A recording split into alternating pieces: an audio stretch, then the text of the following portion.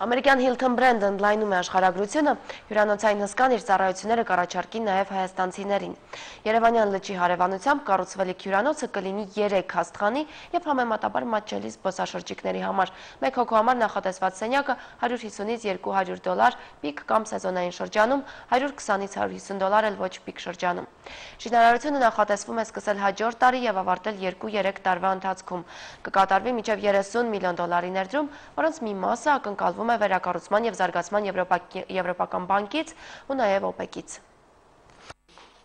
Երևանի առևտրաարդյունաբերական պալատի նախագահ Մարտին Սարգսյանը եւ կորպորացիայի նախագահ Գարիբեդյանը ստորագրեցին փաստաթուղթ, ըստ որի հյուրանոցը կկառուցվի Երևան օդակայան գլխավոր մայրուղու վրա ԱՄՆ դեսպանատնից ոչ հեռու։ Շինարարության համար հատկացվել է 2 հեկտար հողատարածք։ Հյուրանոցը կունենա ավտոհրապարակ 250 մեքենայի համար եւ ժամանակակից չափանիշներին համապատասխան ցուցասրահ։ Երևանի Hilton Garden Inn-ը կլինի 3 աստղանի։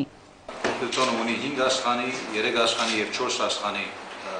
հյուրանոցներ, մենք վերցնում ենք 3 աստղանին, որովհետեւ ուզենք որ սա լինի ինչ-որ մատչելի գներով համարներ, արդեն Հայաստանում կա ինչ-որ 5 աստղանի հյուրանոցներ, պետք է որ բիզնեսմենների համար լավ գներով հյուրանոց լինի, որ հեշտ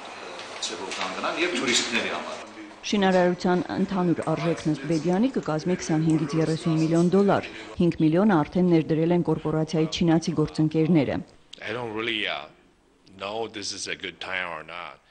Դժվար է ասել, սա լավ ժամանակ է թե վատ ներդրումներ կատարելու համար։ Հիշում եմ, երբ 20 տարի առաջ եկանք Շանհայ, նույն իրավիճակն էր ֆինանսական ճգնաժամի առումով, սակայն ամեն ինչ բարեհաջող ավարտ ունեցավ։ Մի կողմից ճգնաժամ, մյուս կողմից շինանյութի գների անկում եւ էժան աշխատուժ, ասում են ներդրողները։ Հյուրանոցի շինարարությունը կսկսվի մյուս տարի եւ կավարտվի 3 տարի հետո։ Թերեզա Կասյան, Կարեն Գրիգորյան, Հայ